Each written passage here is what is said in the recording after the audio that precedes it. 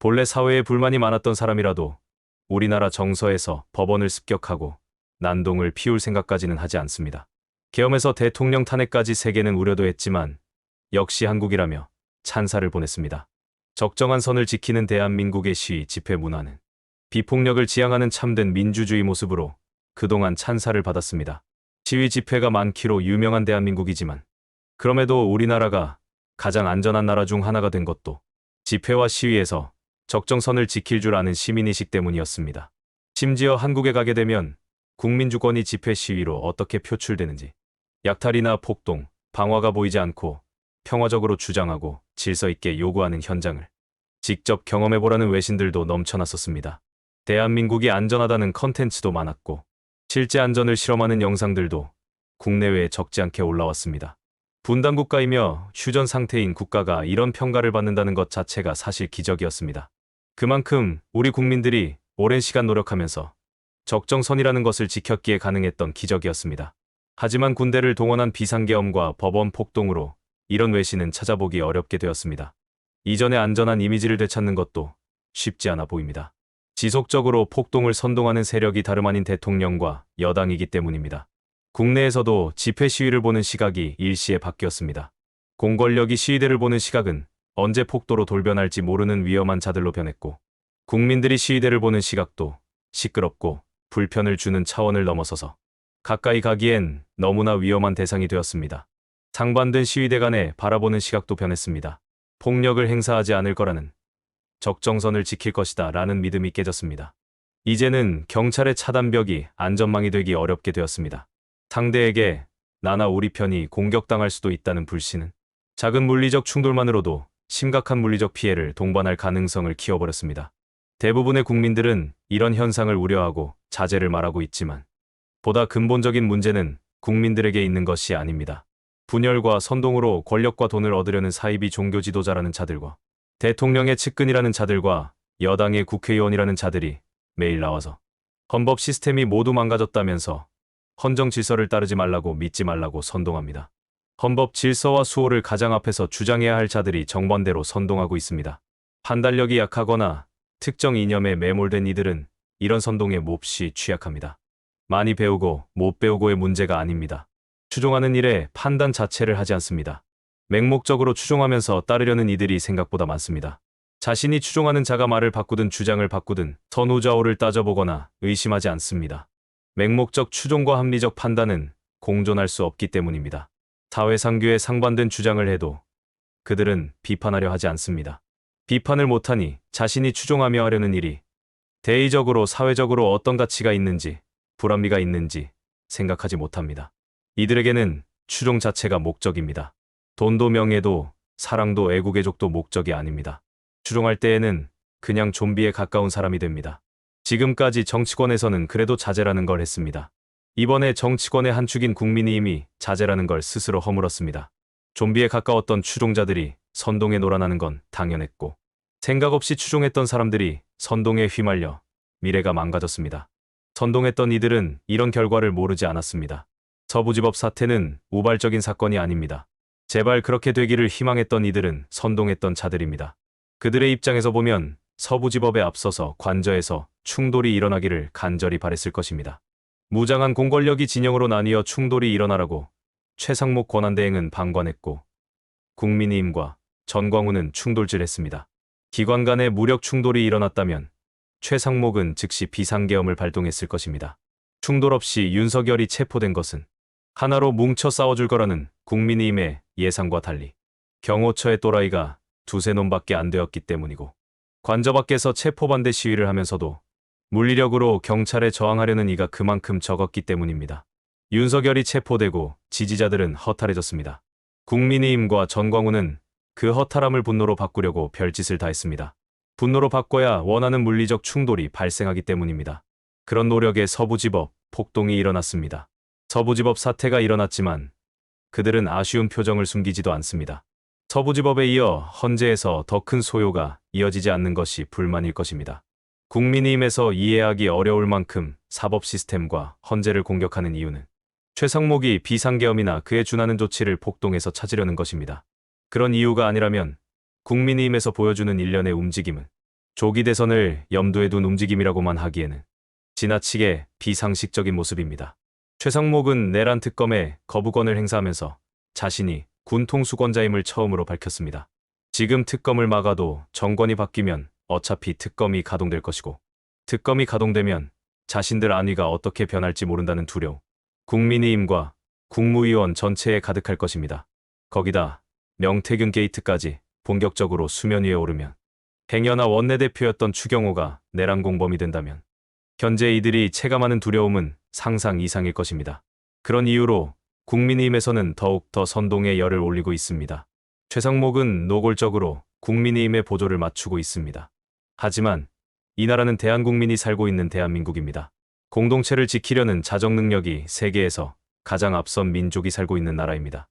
잠시 판단이 잘못되어 서부지법 폭동을 옹호했다 해도, 지금도 국민의힘과 전광훈을 추종한다 해도 열의 9은 폭동에 대해서 생각이 바뀌었을 것입니다. 비폭력 상태에서 추종하는 것과 폭력을 동반해야 하는 추종은 다릅니다. 우리 국민의 기본 정서에서는 폭력을 동반해서 공동체를 위협하는 추종에 익숙해지기가 어렵습니다. 우리나라에서 10만 단위 이상의 군중들이 자주 모였지만 발생했던 폭력 대부분은 거의 전부가 공권력에 의한 탄압으로 발생한 일이었고, 집회 시위에 모인 민중 스스로가 폭도로 돌변한 적이 없었습니다. 4.19, 5.18, 6월항쟁까지 오죽했으면 약탈했다는 기사 하나, 시위대가 시민을 향해 다중의 폭력을 휘둘렀다는 그런 기사 하나가 검색되지 않는 나라입니다. 나라를 뺏긴 상태임에도 지도자들이 이끄는 대로 대규모 군중이 전국 방방곡곡에서 태극기 하나만 들고 1919년 3월 1일에 만세만 외쳤을까 생각해보면 됩니다. 이런 국민에게 지속적으로 폭동을 선동하는 국민의힘은 엄청난 실수를 하면서도 실수를 자각하지 못하고 있습니다. 폭동을 선동했던 그들 중에서 누구도 폭동에 가담한 사람들을 책임지지 않습니다. 그들은 이용할 수 있을 때만 동지이고 가족입니다. 이용할 수 없게 되면 그냥 버려지는 사람들입니다. 선동은 하지만 선동한 놈들 중에서 한 놈이라도 피해를 나누고 책임을 나누겠다는 놈들이 실제 보이지 않습니다. 집회 연단에 서서 선동하던 그 많던 변호사 놈들 중에서 그들을 위해 수임계를 제출한 변호사가 있는지 의문입니다. 제 놈과 제 놈 마누라를 지키고 영구 집권을 꿈꾸면서 일으킨 범죄가 내란이고 내란 수괴가 된 것인데, 국가체제를 지키려는 구국의 행동으로 묘사합니다. 윤석열이 구속되자 선동에 휘말린 이들은 국가가 전복되었다고 윤석열과 국가를 동일시까지 합니다. 대통령과 여당과 주변의 기득권 세력들은 아직도 선동하는 것을 멈추지 않고 있습니다. 친위 쿠데타가 이래서 무서운 것입니다. 권력을 가진 집권 세력이 범죄의 주역이니 잔존 세력을 소탕하기가 그만큼 어려운 일입니다. 서부지법 폭동 사태에 휘말려 인생이 나락으로 날아간 이들은 구제받을 가능성도 없어 보입니다. 앞으로 검거될 이들까지 포함하면 100수십 명이 넘을 수도 있습니다. 정쟁 수준을 한참 벗어나 법치와 국가 시스템을 공격하고 있는 국민의힘 지도부가 일탈을 멈추지 않고 있습니다. 오늘도 국민의힘 지도부는 헌법재판소를 공격했는데요. 국민의힘이 공권력을 비난하자 경찰관들이 공격당했고, 국민의힘이 법관들을 비난하자 법원이 공격당하는 사상 초유의 폭동이 일어났는데도 이제는 헌법재판소까지 관역으로 삼아 폭주하는 이유는 뭘까요? 선동하는 이들은 더 많은 희생양이 나와주기를 간절히 바랍니다. 그들이 생각하는 극적인 반전이 이뤄지려면 아주 끔찍한 상황이 연출되어야 합니다. 윤석열 정권이 들어선 이유를 살펴보면 언제나 상상했던 이상의 결과가 이어졌습니다. 모든 결과들은 자신들의 기득권을 지키려고 국민의힘과 전광훈 세력들이 발광했던 결과들입니다. 서부지법 폭동에 가담한 이들은 자신의 인생만 절단낸 것이 아닙니다. 폭동을 선동한 이들은 가담자들만 나락으로 보낸 것이 아닙니다. 서로에 대한 신뢰로 안전을 담보했던 사회를 무너뜨렸고 수십 년간 쌓아올렸던 안전한 대한민국의 지위를 무너뜨렸습니다. 대부분의 나라에서 대한민국은 안전에 주의를 요하는 여행자제를 권고하는 나라로 표시하고 있습니다. 국격이 한순간에 이렇게 떨어졌는데도 참으로 아이러니하죠. 실제 선동했던 자들은 아직도 선동을 이어갈 만큼 어떤 제재도 받고 있지 않습니다. 지속적으로 폭력을 선동하는 유튜브와 집회 분위기에 취해서 인생이 나락으로 날아간 사람들, 서부지법을 습격하고 폭동을 일으켰던 사람들이 중앙지법에 구속적부심을 신청했습니다. 비로소 현실을 자각하고 똥줄이 타서 그랬는지, 아니면 아직도 현실을 직시하지 못하고 내란범을 지키는 것이 애국이다 생각해서 억울하다 말하는 것인지, 아직도 극우 유튜버들이 떠드는 것처럼 자신들이 구국의 영웅이라도 된 것처럼 생각을 하는지는 모르겠지만 자신들을 구속하는 건 잘못되었다면서 중앙지법에 구속 적부심을 신청했는데 어떻게 되었을까요? 9명이 적법성을 다시 따져달라며 구속적부 심사를 청구했지만 기각됐습니다. 중앙지법에 적부심을 신청한 이유가 웃기지도 않습니다. 자신들의 잘못은 조금도 없는데 빨갱이로 가득 찬 서부지법 판사들이 앙심을 품고 자신들에게 구속영장을 발부한 것이다. 그러니 중앙지법에서 자신들의 구속에 대하여 적부심을 열어달라. 중앙지법에 적부심을 신청하면 풀려날까 기대를 했던 모양이지만 중앙지법은 심사 자체도 하지 않고 신청을 기각해버렸습니다. 아마 연단에 올랐던 변호사 놈들 중 하나가 중앙지법에 적부심을 신청하자고 꼬드긴 것 같습니다. 구속 적부심마저도 구속된 이들을 위해서가 아니라 서부지법을 타겟으로 정치적으로 공격할 빌미로 이용한 것입니다. 서부지법에서 일으킨 폭동입니다. 서부지법이 당사자라 해도 서부지법이 중앙지법으로 이첩하지 않으면 관할권 문제로 중앙지법은 심사할 수 없습니다. 변호사가 그것을 모를 리가 없는데 소설을 써서 폭도들을 꼬드긴 것으로 보입니다. 이들은 사태의 피해자격인 서부지법이 피의자들에 대한 구속 여부를 판단하는 건 문제가 있다는 취지로 서울중앙지법에 구속적부심을 냈습니다. 그러나 서울중앙지법은 구속적부심은 관할법원에 청구해야 하는데 현재까지 중앙지법 관할에 속한다고 보기 어렵다면서 적부심을 모두 기각했습니다. 설령 적부심을 받아줄 어떤 조항이 있다 해도 제가 서울중앙지법 판사들이라면 지금처럼 기각할 것 같습니다. 받아주면 그 자체로 논란이고 골치만 아픈 사건인데다가 거절할 이유까지 분명하니 받아줄 이유가 없는 것입니다. 이들은 지난 19일 새벽 서부지법이 윤 대통령에 대한 구속영장을 발부하자 법원 청사에 난입해 기물을 부수는 등 난동을 벌인 혐의로 구속됐습니다.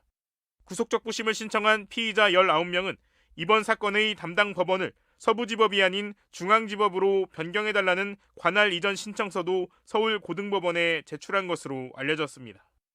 국민의힘과 전광훈에 끌려다니는 사람들은 언제라도 구속된 사람들 처지가 될 수 있을 만큼 국민의힘과 전광훈 측의 선동은 간교하고 거센 상황입니다. 정신 똑바로 차리고 자신과 가족의 미래를 지키시길 바랍니다. 최상목이 내란 특검법에 거부권을 행사했습니다.